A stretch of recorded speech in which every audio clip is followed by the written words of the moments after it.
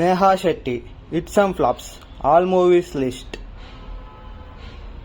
ముంగారు మలై 2016లో రిలీజ్ అయింది, super hit. Mehbooba 2018లో రిలీజ్ అయింది, flop.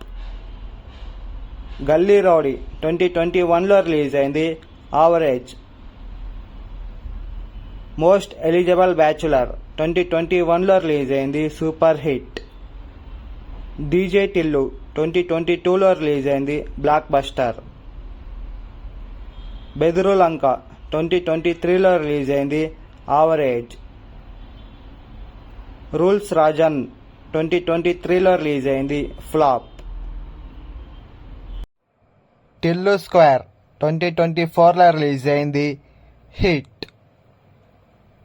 Gangs of Godavari 17th May 2024 release అవుతోంది.